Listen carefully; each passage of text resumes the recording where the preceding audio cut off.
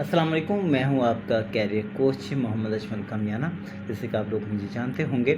आज हम बात करेंगे कामयाब कैरियर के इंतखाब पर। बहुत सारे नौजवान इस उलझन का शिकार होते हैं कि वो क्या बनेंगे, उन्हें क्या बनना चाहिए, कौन सी फील्ड ऑफ स्टडी उनके लिए बेहतर है, कौन सी फील्ड ऑफ कैरियर उनके लिए बेहतर है। तो आज मैं आपको बताऊंगा कि वो आठ ताकतवर असूल जो कैरियर के इंतखाब में आपकी रहनुमाई करेंगे। इन 8 ताकतवर असूलों को आप 8 हीरे या 8 जवाहरात या 8 ऐसे पॉइंट समझें जो आपको बहुत ज़्यादा हेल्प कर सकते हैं आपके कैरियर के चूज़ करने के लिए।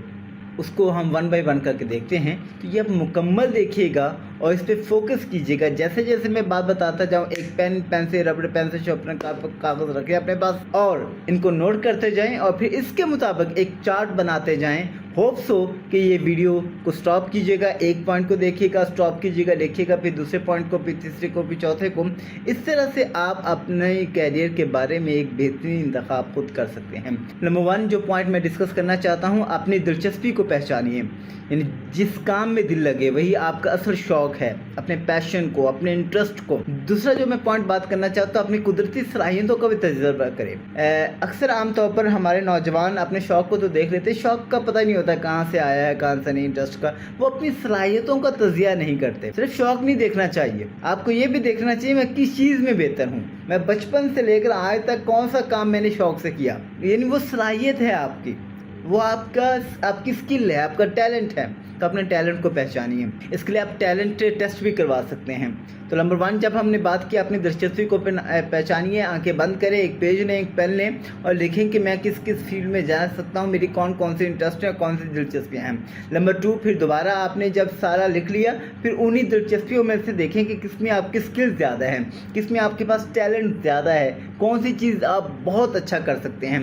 नंबर 3 पे जब आप करेंगे तो अपने इक़दार को समझें, अपनी इक़दार को समझें। आपके नज़रियात और ज़िंदगी के मकासद फील्ड से मेल खाते हैं। फॉर एग्जांपल आप डांसर बनना चाहते हैं, हमारा मुआशरा, हमारा इस्लाम डांसर के ख़िलाफ़ है, नहीं बनना चाहिए, ठीक है। सो दैट्स वाई हमने ये देखना है कि वो हमारे नज़रियात के ख़िलाफ़ तो नहीं, जो फील्ड ऑफ स्टडी हमने चूज़ की या लर्निंग या कैरियर फील्ड हमने चूज़ की, को हमारे इक़दार के ख़िलाफ़ तो नहीं, हमारी इस्लामिक वैल्यूज़, हमारी माशरती वैल्यूज़ के ख़िलाफ़ तो नहीं। तो जो आपने पहले दिलचस्पी लिखी उसमें से आप अपने टैलेंट को सेलेक्ट करें। काफ़ी सारी दिलचस्पियाँ हो सकती है, उसमें से अपने टैलेंट को सेलेक्ट करें कि इसमें टैलेंट ज़्यादा है। उसके बाद आपने देखना है कि इनमें से कौन सी फील्ड ऐसी है जिसमें आपके इक़दार को कोई नुकसान नहीं पहुंचता, आपकी वैल्यूज़ को कोई नुकसान नहीं पहुंचता, चाहे वो इस्लामी हो चाहे वो सोशल हो।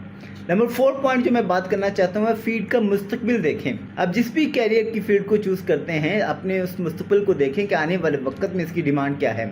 आप एक ऐसी फील्ड को चूज़ करने जा रहे हैं कि जिसके आने वाले वक्त में 5 साल बाद, 10 साल बाद डिमांड नहीं है, तो उससे थोड़ा सा पीछे रहें तो ज़्यादा बेहतर होगा। ये लिस्ट जो बनाते जा रहे हैं उनमें से चीज़ों को छांटते जाएँ, ये हो गया, ये हो गया, ये हो गया। सो दैट्स वाई आप एक वो पॉइंट पे पहुंच जाएगा। फिर इस फील्ड में काम करने वालों से मिलें। पहले 4 पॉइंट्स मैं दोबारा रिपीट करता हूँ। अपनी दिलचस्पी को पहचानें, अपनी कुदरती सलाहियतों का तजिया करें, अपने इक़दार को समझें, फील्ड का मुस्तकबिल देखें कि उसका फ्यूचर क्या है उस फील्ड का। उसके बाद फिर जो बच जाएंगी, जो आपके इंटरेस्ट या पॉइंट्स बच जाएंगे, जो आपको अच्छी फील्ड्स रहती हैं बच जाएंगी, उनमें काम करने वालों से इंटरव्यू करें, उनके तजर्बात से सीखें, उनसे मुलाकात करें, उनसे गपशप लगाएं। वो आपको उसके फ़ायदे और नुकसानात और तमाम चीज़ें बता सकते हैं ज़्यादा अच्छे अंदाज में। फिर उनमें से जो सिलेक्ट कर लें, फिर उनमें इंटर्नशिप करें या प्रैक्टिकल एक्सपोजर लाजमी करें, थोड़ा सा नॉलेज हासिल करें, बराह रास्त फील्ड को समझें, उस कंपनी में जाएं, उस इदारे में जाएं और जाके वहाँ पे इंटर्नशिप करें। नंबर 7 है फैमिली प्रेशर ये सोसाइटी को गाइड ना बनाए। हमारे यहाँ माशरे में अब्बा ने ये कहा, अम्मा ने ये कहा, बड़े भाई ने ये कहा, चाचा ने ये कहा, मामे ने कहा, दादा ने कहा। मैं एक बच्ची से मुलाकात कर रहा था और हमारी इस तरह से कैरियर काउंसलिंग थी, तो मैंने पूछा, बेटा आप ये क्यों करना चाहते? सर मेरी नानों ने कहा था। नानों कहें अल्लाह के पास, ठीक है। तो ऐसा काम नहीं होना चाहिए। हमारे साथ अक्सर ऐसे वाक़यात पेश आते हैं, बच्चों को पता ही नहीं होता। तो फैमिली प्रेशर ये सोसाइटी को गाइडलाइन ना बनाएं और फैसला आपकी ज़िंदगी का है।